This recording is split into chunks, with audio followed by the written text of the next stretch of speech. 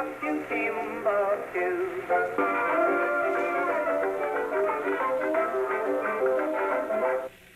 The right time is Ragtime, sung by Max Morath, Edison Records.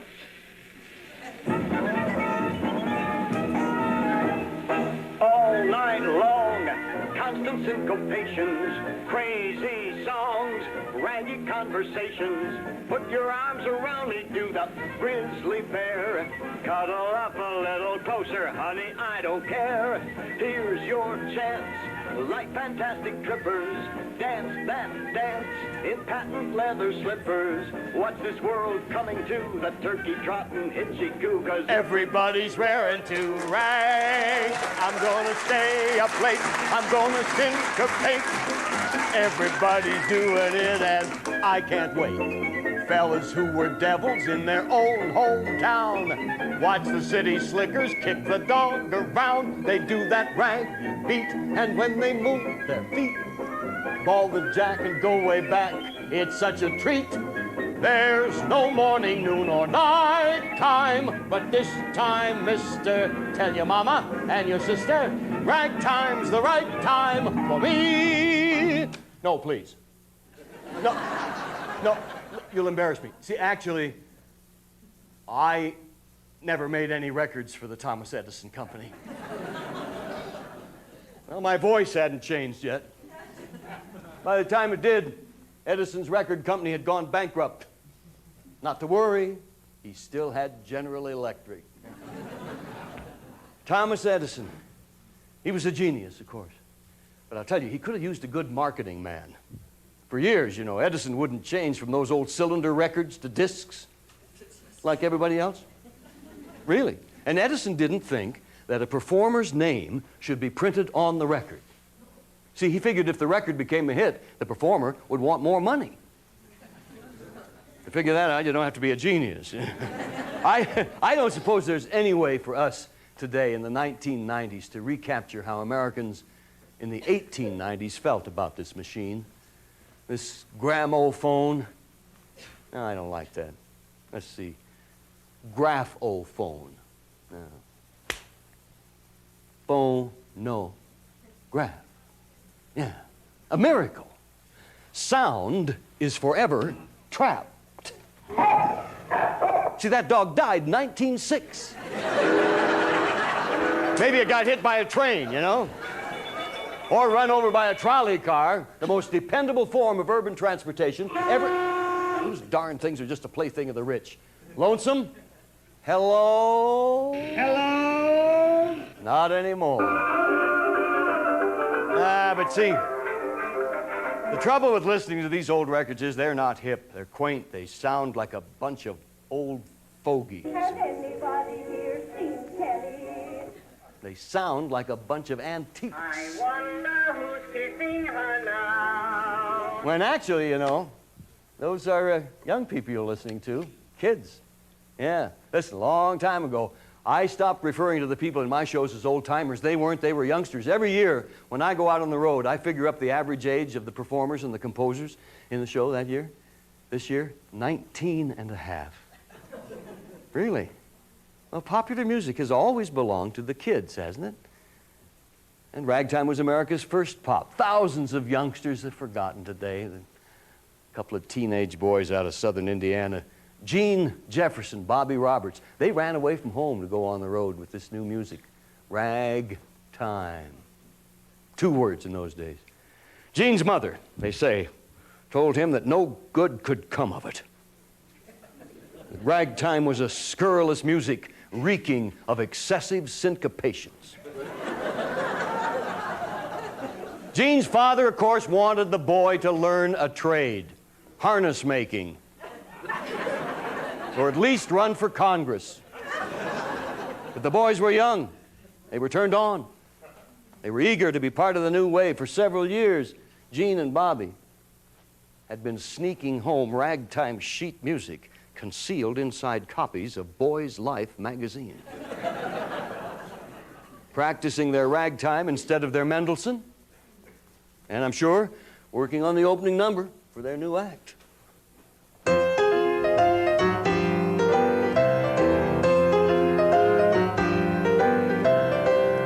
more trouble than I can stand. Ever since ragtime struck the land, I never saw the like in all my days. Everybody's got the ragtime craze. I stood it just as long as I could. At last I've got it, oh, I've got it good. First I didn't want any in mine, but now I'm right in line. I got a ragtime dog, a ragtime cat, a ragtime piano in my ragtime flat. Got ragtime clothes from hat to shoes. I read a paper called a Ragtime News. Got ragtime habits and I talk that way. I sleep in ragtime and rag all day. Got ragtime troubles with my ragtime wife. Yes, I'm living a ragtime life.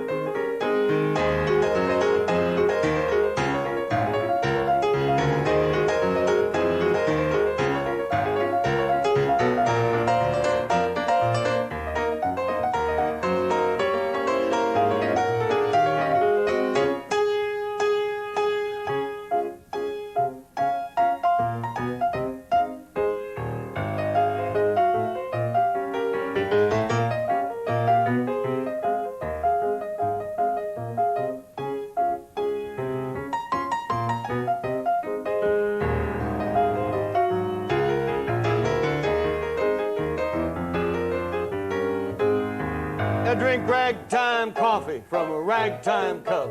Gonna keep on ragging till I can't stand up.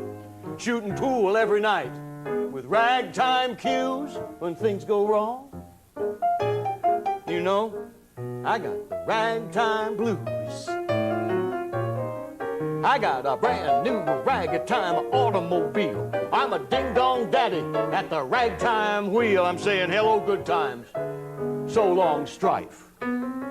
Yeah, I'm living a ragtime life. I've got ragtime buddies and ragtime pals.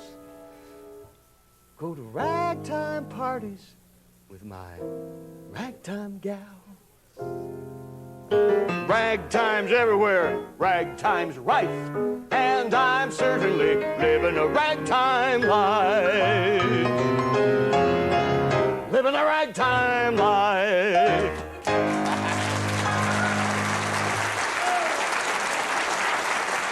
Thank you very much. Whew. Think about it. It's been almost a century now since Gene and Bobby left their Indiana home to follow a ragtime dream. Here I am. I'm living the ragtime life still. Wow. Has it changed? No, it doesn't change. Show business, you know, that stays the same. Late hours, hotel rooms, booze, tawdry women. I love it. So foot-stomping ragtime like that stamped those years back there at the turn of the century, very much like jazz stamped the 20s, swing the 30s, rock the 60s. Did you ever think about that? More than our wars. Yeah. Certainly more than our politicians. All right? Who was president in 1910? Who was president in 1910? Well, whoever he was for progress. Do I think this great country is making progress? I certainly do. George Washington couldn't tell a lie. Now, almost everybody can.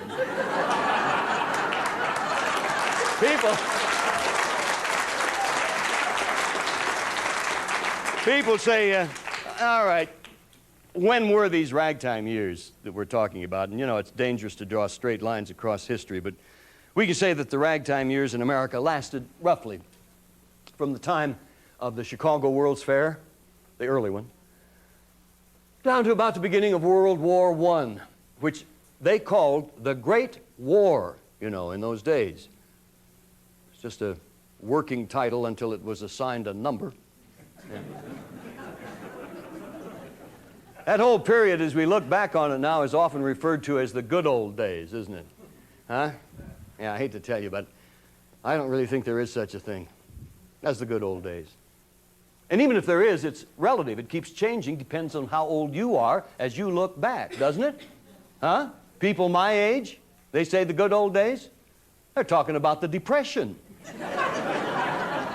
So if I have to, with the ragtime years, I simplify it. Call it the good old days when sex was dirty and the air was clean. That's it. That Chicago World's Fair, that was 1892, 93. Thomas Edison was in town showing off that new machine. And of course, Edison, you know, he'd also gotten around to inventing motion pictures. A little help from his friend George Eastman. Edison not only invented the movies, he produced one of the first big hits, a sensation. Now, you'd think in those early days that he'd have taken movies of a train wreck, horse race. No. Edison was a genius.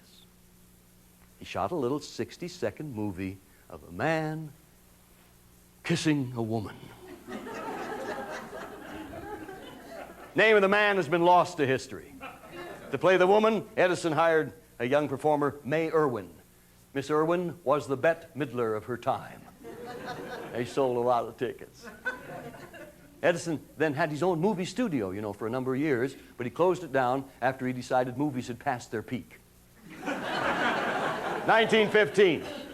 By then, May Irwin was a big star, and I'll tell you, I've always thought it's because she was one of the first of those ragtime kids to sing in this offbeat, syncopated style called ragtime. Some say she learned to do that at Babe Connor's place, St. Louis. Cleaned it up, brought it into New York in the big time. And while the rest of the women in the theater of the 90s were still singing, "Take back your gold, for gold will never buy me."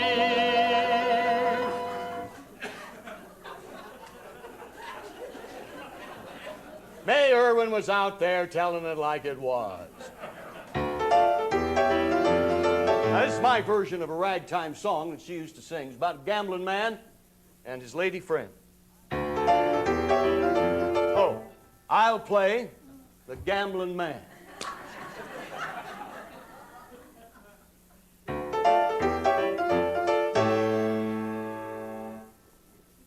And the lady friend.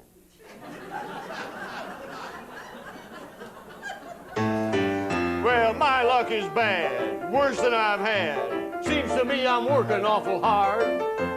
Nothing I do makes me a sou. I've been losing money by the yard. I went out to tell my Isabel that I was broke and didn't have a red. When I told her that, she got my hat, showed me to the door, and then she said, "If you don't have any money, don't you bother coming out. How you went broke is a story I don't want to hear about. Now, if you're gonna call me your honey bee, you had better have some do-re-mi. That's what you can't ever call on your baby without. And if you don't have any money, don't you bother coming round. You ain't the only poodle in the pound. Now you're gonna be welcome, I hope to shout. You just bring lots of money and spread it about. But if you don't have any money, don't you bother coming out."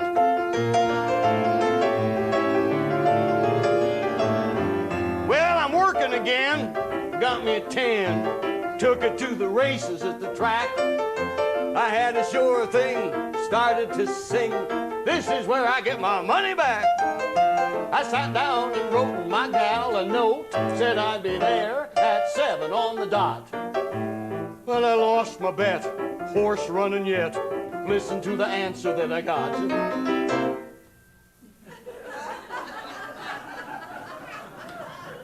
If you don't have any money, don't you bother coming by. I don't want to go if I've got to pay the waiter on the sly. Now, if you're going to send me those sweet bouquets, put a few greenbacks in the vase.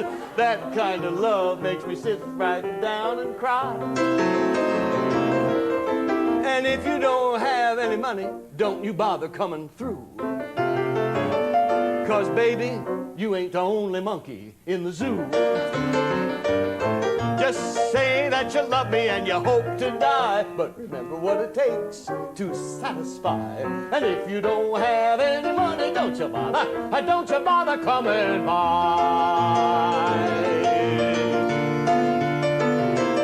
Bye-bye.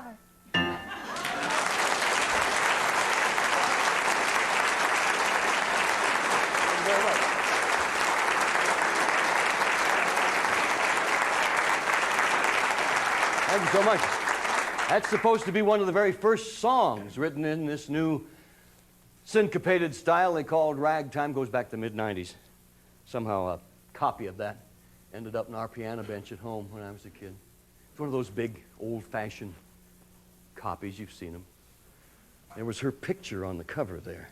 May Irwin. A very, very handsome woman. She sang it. She wrote part of it, too. Of course, a woman like that in the entertainment business in those days, particularly with this controversial, syncopated new music, was thought to be, to say the very least, suspect. No, I really mean avant-garde, I guess. She probably wore peekaboo shirtwaists and smoked cubebs and read Theodore Dreiser, or even Captain Billy's Whiz Bang. Now, people in those days, you know, they thought a woman's place was in the home, right? Sheltered, protected, bored.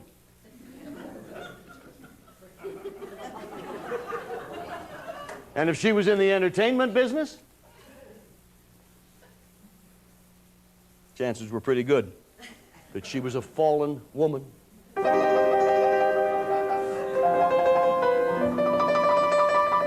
Piano player in those days had to master the tremolo in the right hand. You know, I think that's why those pianists drank so much. They could just put that right hand up there and then just...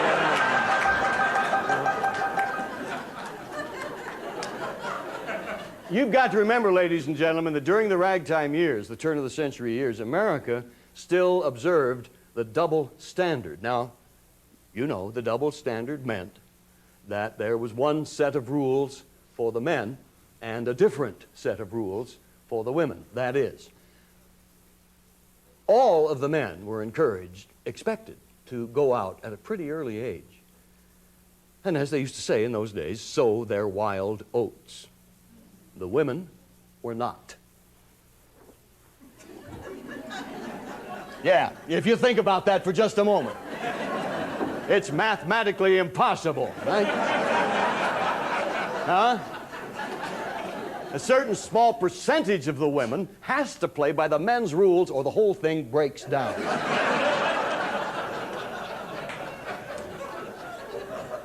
No one has ever been sure exactly what that percentage was. But even if we estimate it today, say as high as, say 10%, it means that those women were, if nothing else, busy.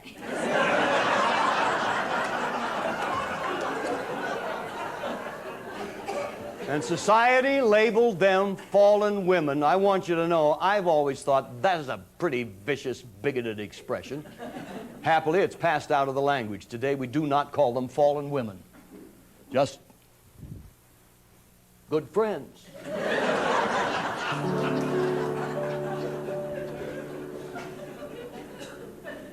She is more to be pitied than censured. She's more to be helped than despised. She's only a lassie who ventured on life's stormy path, ill-advised.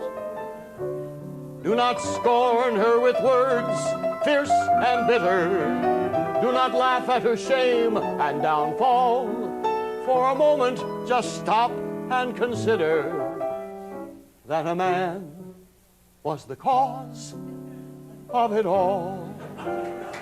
That, ladies and gentlemen, that's the kind of music that Ragtime drove out.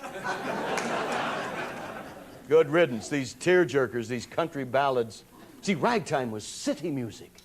Ragtime was new. America's first popular music. Hey, hard to believe there was ever a time when there was simply no such thing as what we now call popular music. But it's really barely 100 years old. Ragtime just happens to be the first music that went national. You heard the same tunes in New York as you did in San Francisco and everywhere in between. And think about it. It took what now is today this huge multi-billion-dollar industry to do that. I often think some of us up here, we ought to take a moment and salute the real giants of American popular music. The businessmen, the producers, huh? The publishers, the promoters, the bookers, the inventors. Thomas Edison, David Sarnoff, radio, Lee DeForest. Don't forget James Riddy. James Riddy invented the cash register. So, here's a tip of my hat to a great publisher. Tough old man by the name of John Stark, Central Missouri. Came out of retirement, 1899. Went on to publish, I would say, 90% of those talented young black composers of classic ragtime that we cherish today. What a list he had. Arthur Marshall out of Sedalia, Missouri. Artie Matthews from over in Cincinnati, and Jimmy Scott from Kansas City. And a quiet young man from Texas by the name of Scott Joplin.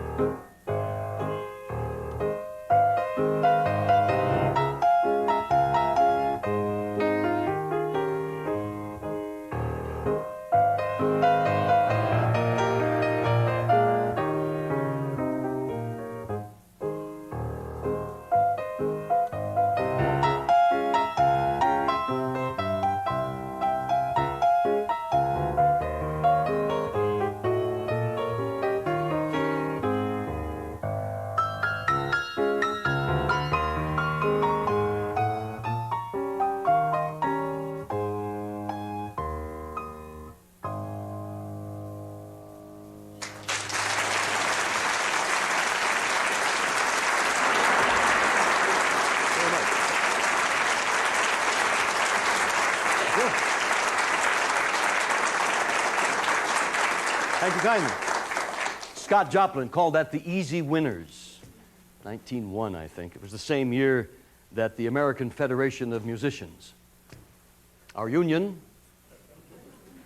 at their annual national convention passed a unanimous resolution condemning ragtime and urged the members not to play it. Hey, if you think that's weird, the following year the Teamsters came out against trucks. What can you say? Ministers preached sermons from the pulpits of America denouncing ragtime as the music of the devil, corrupting the young people of this country. All public figures were asked by reporters to take a stand on this controversial, syncopated music. Even the presidents of the United States. Teddy Roosevelt loved ragtime. Woodrow Wilson didn't like it. Calvin Coolidge wouldn't say. William Jennings Bryan, you may know William Jennings Bryan. During those ragtime years, you know, he was the only man in history who ran for the presidency 3 times and failed. Bryan was a great friend of ragtime. As a matter of fact, William Jennings Bryan used a rag in his campaign when he tried for the presidency in 1908.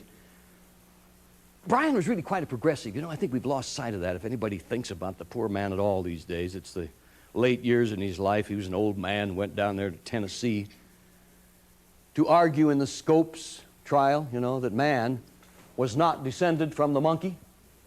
See, I always figured if he could have just lived on into our crazy times, he'd have realized there's no question.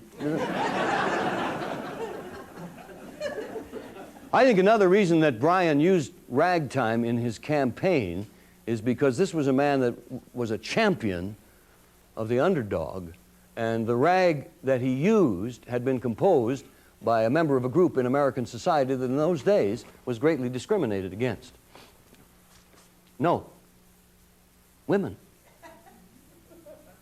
I think everybody today knows ragtime was born on the honky-tonk pianos of hard times. Talented young blacks, mostly men, created it. Job printers, music publishers all over America printed it. But who went out and bought that beautiful sheet music and took it home and played it on the parlor pianos of middle-class America? Women. Sure. They were our pianists. Ask yourself in your own family, who were the piano players? Your mother, your grandmother, your great-aunt Tilly. Our grandfathers didn't play piano. They played pinochle. Now, the partnership between the young black male composer in those days and the white female pianist, totally distant. Their only contact, perhaps, the sheet music counter of the 5 and 10 cent store. His music was in the air. It caught her ear. Somewhere along the line, she said, I can do that. If I can play it, I ought to be able to write it. That rag that William Jennings Bryan used in his campaign. Pickles and Peppers by the beautiful 18-year-old Adeline Shepard, Milwaukee, Wisconsin. Hey, sold 250,000 copies. William Jennings Bryan, of course, lost the election to William Howard Taft, whose campaign theme was a minuet.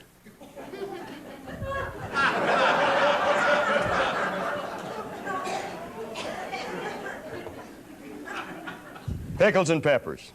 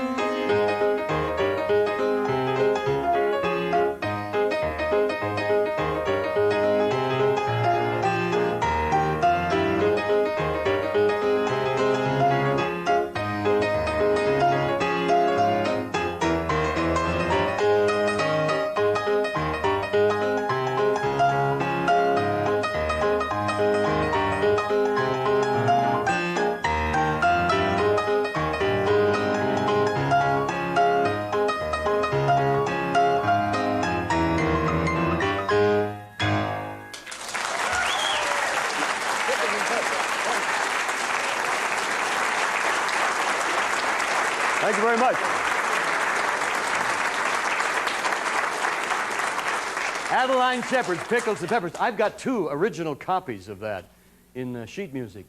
Yeah, I collect stuff. Sheet music, cylinder records, magic lantern slides. My place is a regular ragtime flea market. Some of that stuff's worth a lot of money. Most of it's junk. You never know when you collect things, do you? I'm sure many of you collect whatever. You don't know what it's going to be worth. I read not too long ago that if you own a 1938 Detective Comics mint condition, that's the first Batman, auctioned for $55,000. Listen, when you deal with the past for a living, makes you feel differently about the present. Which after all, to the future will be the past, right? Makes me wonder, what will the collectors of the future be interested in from our times? From our crazy pile of pop culture stuff. If we knew for sure, we could hand our grandchildren a fortune. But see, I don't think we can know. We can guess. I do this. Computer programs. Nintendo would be a good one. Parking tickets. Huh? Porno films. Huh? Elvis on 8-track. Playboy magazines? No. No, they'll seem too childish. Mad magazines? Too sophisticated. How about this one? How about this? A complete set. I have this. A complete set, mint condition, first edition paperbacks of all the Travis McGee novels. Sealed in saran wrap, huh? You got to protect them. Even if you know what to collect, you've got to protect. My grandfather, rest his soul, way back in the mid-90s, 1890s, he thought about postage stamps. Now, nobody did that. He went down to the post office, and he bought the complete Chicago World's Fair set, the Columbian Expedition. Okay, you know what that means. All 16 mint. Took them home and mounted them carefully in the family album with carpenter's glue. That's nothing. 20 years ago, a guy telephoned me in New York. He said, my mother-in-law just passed away. She collected sheet music. She had all of the Scott Joplin rags, original editions. You want to buy them? I drove 400 miles. He had them. He had them. He had arranged them for me neatly in manila folders, 8.5 by 11. That old sheet music is 11 by 14, so he... Oh, yeah. Yeah. That same night, I started my whiskey bottle collection. Well, let me tell you, we're not so smart. We're not so smart. We methodically destroy what I think will be the leading collector's item of our times. It has everything: color, variety, importance, rarity. Because we trash them, we throw them out. I'm not going to tell you what it is. I am collecting them. Well, I'll give you a hint. It is not a musical thing. It's not... Okay. Later in the show, I'll tell you what it is. And we'll all be rich. Except you have to wait 100 years. You know? All right. Here's another from the sheet music collection. This is a love song. I don't do too many love songs, I guess, but this is a love song, a little different, by that great balladeer, the late Ernest R. Ball. We remember Mr. Ball for some beautiful ballads. Well, he wrote When Irish Eyes Are Smiling, Let the Rest of the World Go By, hundreds of ballads. Ernest Ball, along with a lot of his fellow Americans, suffered a deep loss in the year 1920. And he was inspired on that occasion to compose this tender ballad, very much as a lover would write a last letter to a departing sweetheart.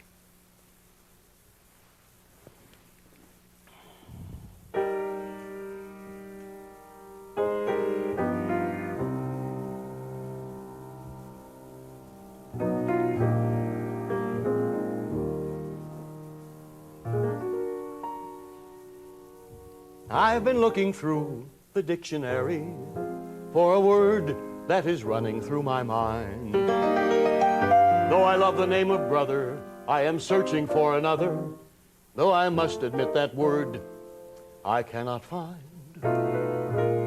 Can it be that all its glories are forgotten and buried with the language of the Greek? If it is, it will ever linger in my memory as the first word that I heard my daddy speak.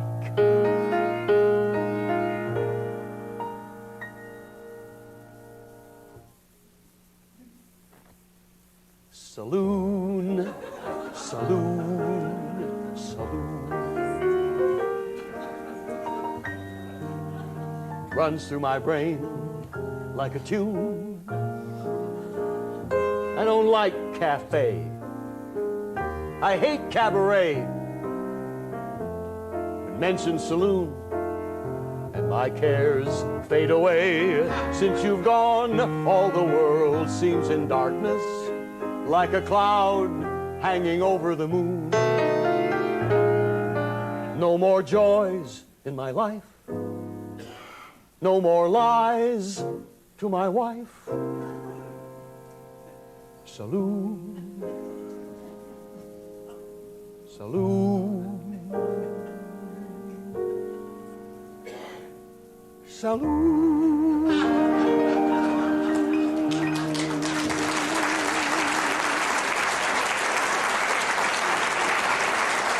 He meant that. Hey. See, that's the only kind of song that man knew how to write, was a pretty song, a ballad. But you will understand that was a protest song. Yeah, Ernest Ball had to somehow express his indignation at the coming, of course, of national prohibition. Prohibition of alcohol, 1920, same year women got the vote. Now, wait a minute. Now, the only reason I mention that is because I think I'm right when I say that a lot of people today, if they think about it at all, have the idea that women somehow foisted prohibition on the men. And it's not true. They didn't have the vote till it was all over. It was the men went down to the polls, voted to do away with demon rum. And they did. And to celebrate, they all went out and got drunk. You know? Of course, they say that after Prohibition went in, you know, that everybody started to drink more than ever, including women. And that Prohibition didn't seem to bother the women as much. Housewives of America, pretty practical lot, you know. See, they figured that fermentation is not subject to legislation. All a gallon of grape juice needs is time. So every home had a crock in the basement. Sometimes he even came upstairs, you know. Then, you know, during Prohibition, you could still put it all together. Just go on down to the corner drugstore, get yourself a double shot of Dr. Pierce's, or a little Peruna on the rocks, or Lydia Pinkham's.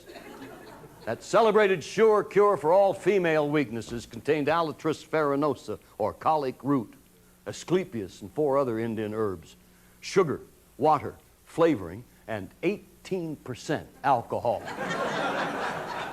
Folks drank enough Lydia Pinkhams, they felt well enough to go to the temperance meeting. Then in 1919, the U.S. government issued a report that the United States of America consumed at least 10 times as much opium as any other country on earth. In those days, most of that went right down the hatch, too, you know, in the form of laudanum. Sweet dreams. Then there were products like Mrs. Winslow's soothing syrup for teething children. That ran your 12.5% morphine sulfate there. Parents gave that to their kids. Drank it themselves. Those old patent medicines, you know, they sound so proper. Their advertising was so righteous. Their names so distinctive. Dr. Chumley's Song of India, Spiritual Elixir, and Wart Remover. They kept half the country stoned for years.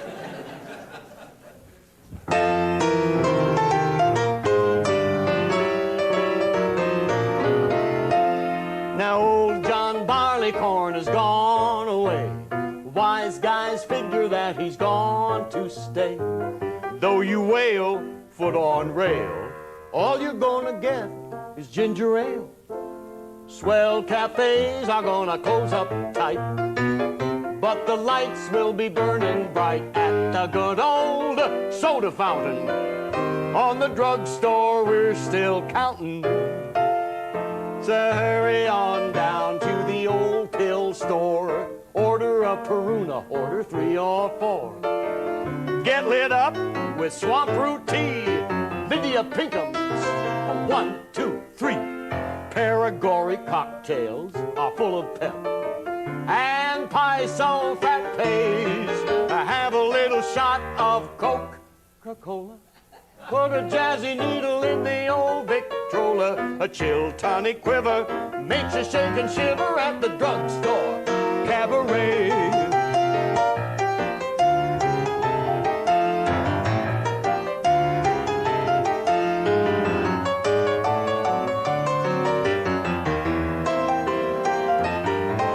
The cream of tartar Ricky is full of jazz. Makes you shout hooray. A hair tonic fizz with a malted milk will make your sweet patootie show her socks of silk. You see Jane and Jimmy do the lady shimmy at the drugstore. At the drugstore cabaret.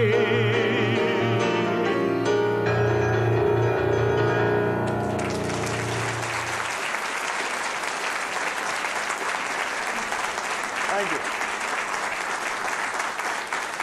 very much. Jolly little ragtime song there from Chicago, about 1919, I think, about drugs and alcohol. Nothing new about them, is there? Man has not marched down through the ages. He has staggered. And of course, you know, in any culture down through the years, you'll find hundreds of songs about chemicals, as we call them today. But I'll tell you, for my money, the song that really says it the best is from the ragtime years. Now, it's not a rag. I don't know, I guess you'd have to call it a folk blues. Nobody even knows who wrote it. But it seems to answer that question that we all ask of ourselves somewhere along the way. Why do we use these things?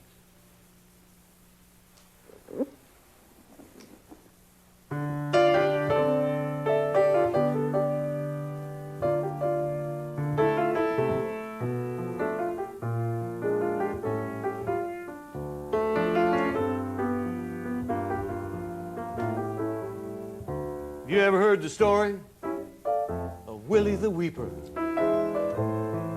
He had a job as a chimney sweeper. Had the dope habit, had it bad. So listen while I tell you about a dream Willie had. He went down to the dope shop on a Saturday night. He knew the lights would all be burning bright. And I guess he smoked a dozen pills or more. When he woke up, he was on a foreign shore. So, mister, tell me, what would you do if you could have all your dreams come true? Well, there's something tells me that you'd lock the door like Willie the Weeper. You'd cry for more.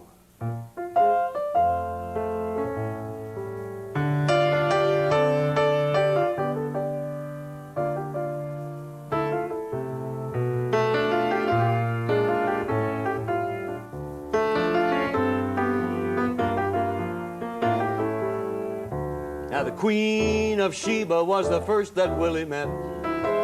She called him lovey-dovey and honey pet. Gave gave him a great big automobile with a diamond headlight and a golden wheel. He went to Monte Carlo, he played roulette, lost every dollar, won every bet. Played and played and played until the house went broke. Then he sat right down, had another smoke. So honey, tell me, what would we do if we could have all our dreams come true? Well, there's something tells me that we'd lock the door like Willie the Weeper. We'd cry for more.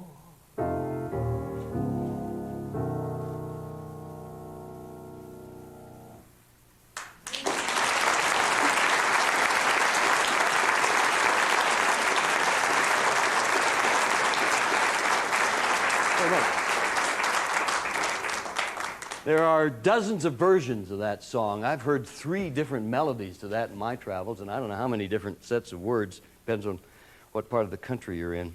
That great entertainer and pianist, James Hubert Blake, Eubie Blake, told me that he knew a version of that when he was working in Atlantic City as a kid. Excuse me. Way back before World War I. Of course, that was long before Atlantic City became, Atlantic City. Gambling was illegal. Drugs were legal. You could smoke opium, but don't get caught playing acey-deucey. Eubie Blake, he was performing a rag in those days, and he was just a kid, but this rag has confused the musicologists and the critics ever since, because when he was a kid, he grew up in the Baltimore ghetto, and he wrote this when he was 16. Now follow me on this. That was 1899. He copyrighted it in 1917,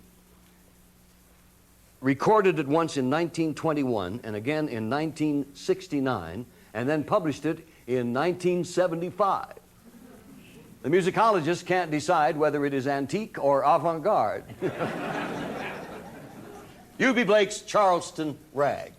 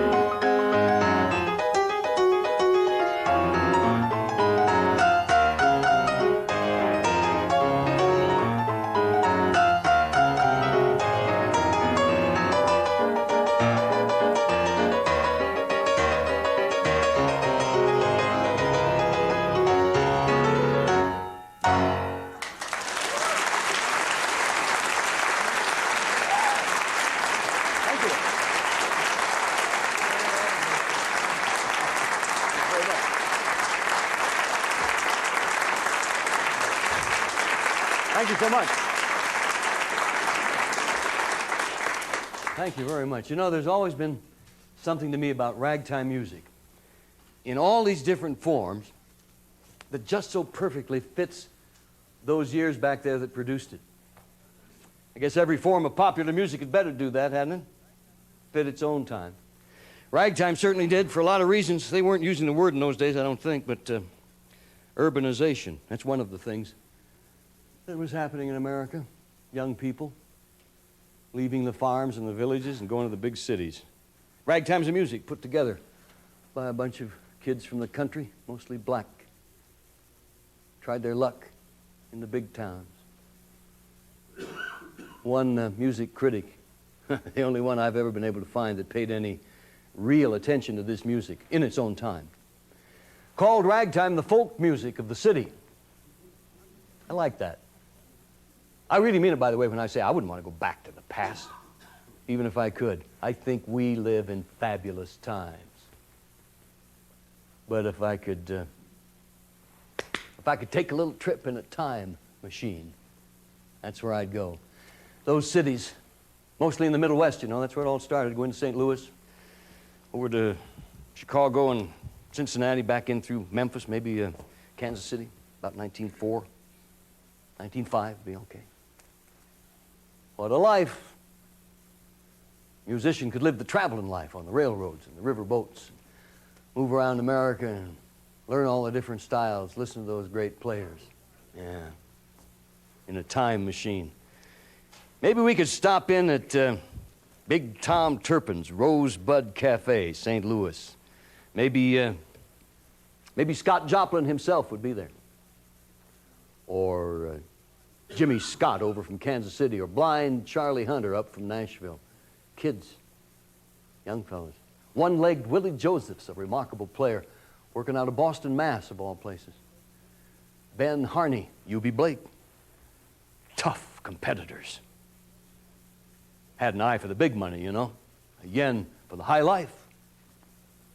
And the ragtime music in those days, now don't forget it was new. Every player had his own style, took pride in it. Rags didn't all sound the same like later on, I suppose. Okay, what we can do is get into this time machine. St. Louis, the Rosebud Cafe. Scott Joplin, working perhaps on a piece that we, in the future here, have come to cherish. Because, you know, Scott Joplin's rags were songs, songs without words. People say, oh, yeah, that's Scott Joplin, that piece. I know that. What's the name of that? Like this one.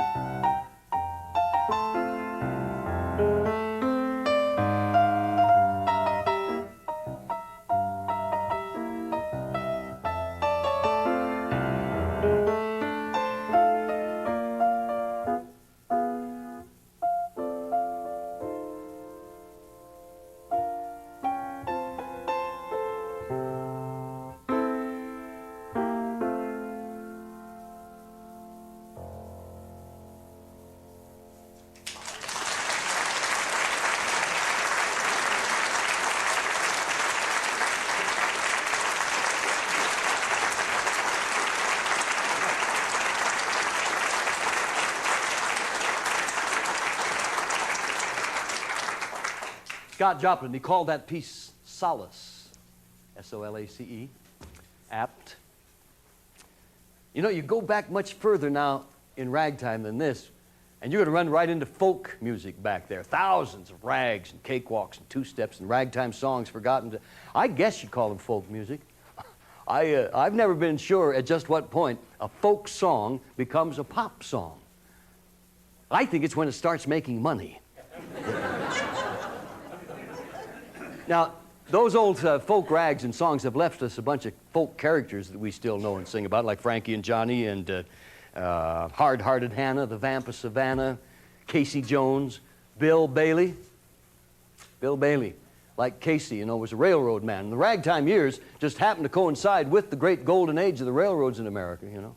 The old Atchison, Topeka, and the Santa Fe. The Great Northern, the Rock Island Line, the Denver and Rio Grande Western. I love those names. Now they're all Amtrak. That's always sounded to me like a foot powder. To put on plenty of Amtrak, you know?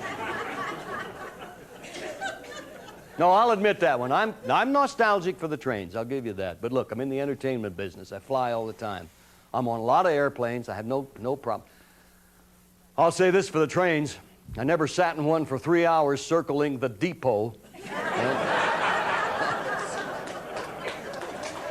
Now, Bill Bailey, it turns out, was a brakeman on the old Baltimore and Ohio Railroad. But the Bill Bailey ragtime songs, and there were a bunch of them, are not railroad songs. By and large, they're about Bill's problems with the fair sex, as they used to put it. Bill may have been a brakeman, but with the women, he never knew when to stop. Now, I think most of you know that one Bill Bailey song that has come down to us. That's where Bill's wife pleads, begs, "Won't you come home, Bill Bailey?" You know that. Well, I thought maybe the women, especially in the audience this evening, would be gratified to learn that in at least one of the earlier Bill Bailey songs, the shoe is on the other foot.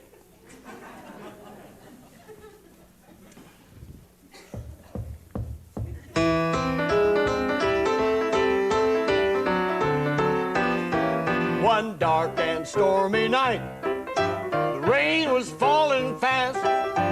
Bill Bailey told his lady friend, "Our dream of love is past." He said no more, he just slammed the door. Well, he wandered round the town. He didn't have a cent. He thought about his dinner, then back to his house he went. And passers-by could hear Billy sigh, "Ain't that a shame? A measly shame to keep Bill Bailey out here in the rain. Won't you open that door and let me back in? I stand here freezing, I'm wet to the skin." Well, he stood there by the door the whole night long. He said, "Sweet mama, won't you let me back in? I know that I done you wrong. I'll prove it, see, just listen to me." Then a bass voice from inside hollered through the door, "You go find another hay pile. You don't roost here anymore." Then passers-by could hear Bill sigh, "Oh, baby, that's a shame, a measly shame to keep Bill Bailey out here in the rain. Won't you open that door and let me back in? I stand here freezing, I'm wet to the skin." You see, Bill Bailey made the classic mistake. He left home without knowing where his next meal was coming from. And he went back that night in the rain, and she wouldn't let him in. Served him right. All right, now, a year goes by. The weather changes. And Bill Bailey gets his well-known revenge.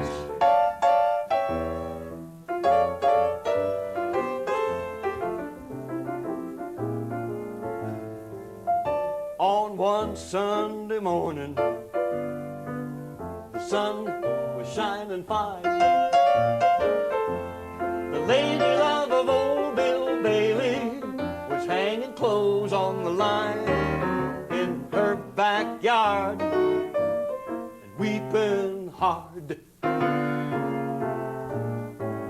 She married a B&O brakeman. He went and turned her down,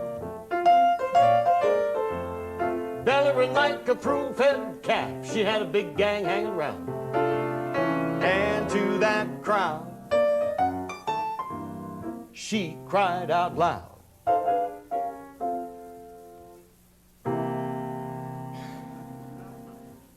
Won't you come home, Bill Bailey? Won't you come home? She cried the whole night long.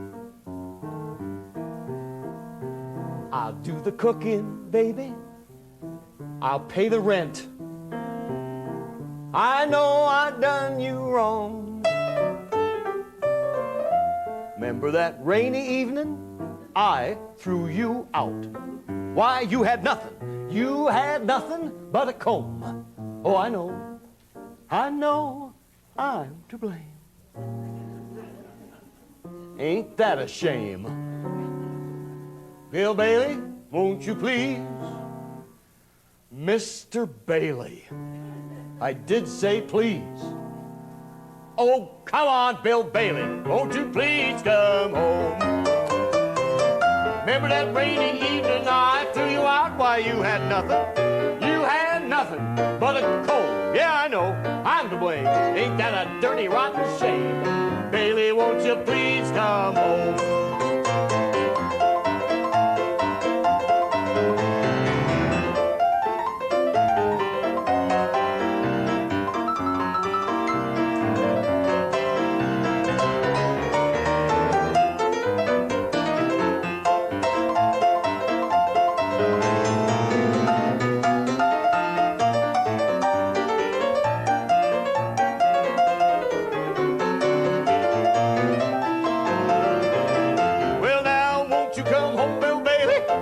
Come home.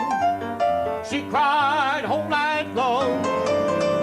I'll do the cooking, baby. I'll pay the rent. I know I done you wrong.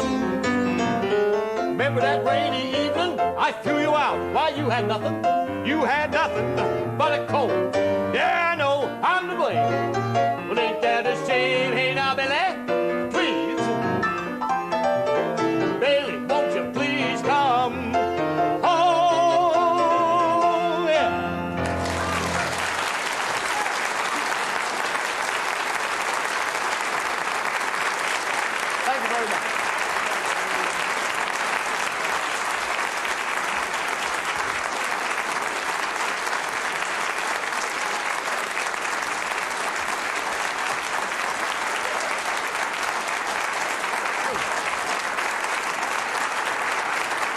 Thank you. Listen, I had to come back out.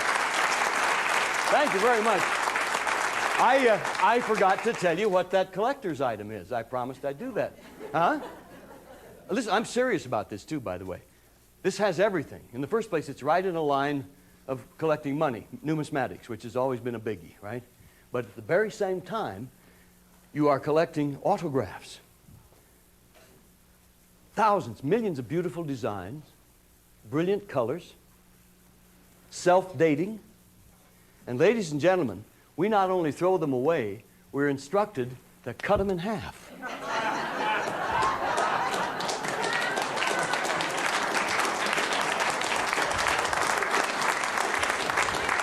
This is our times. It's our times right here. We toss them out. I don't. I've been saving them for years. I have friends that give me theirs after they've expired. And see, I know that people forget to cut them in two, and that at this very moment, somewhere in America, in a desk drawer behind some old love letters and receipts, there'll be a 1957 American Express card. They were purple, remember? They were purple in those days, and it's got a signature on it. Duke Ellington. Dwight D. Eisenhower. Billy Saul Estes. So remember, you heard it here first. This is the latest collectible. And speaking of collecting, the search for the ragtime years, people, the paraphernalia, the pop tunes, it's a fascinating search. It'll lead you from rickety trunks in dusty attics to dedicated collectors around the country, secondhand bookstores. The legacy, it's a strange one, you know. It's never going to happen this way again. Cylinder records, crumbling sheet music, hand-tinted magic lantern slides, old one-reel movies, musty theater programs, and books, newspapers, magazines, of course. And I'll tell you, maybe strangest of all, holes in paper rolls. Literally, music in the air. These pianists you met tonight made a lot of piano rolls, and they rocked their generation with ragtime on a million old grand and upright player pianos. Many's the person who learned to play ragtime attempting a syncopated duet with the piano roll. Now, you listen to one of these things today, and you can almost see the person that made it seated at the keyboard of a shining piano like this one, somewhere in the past.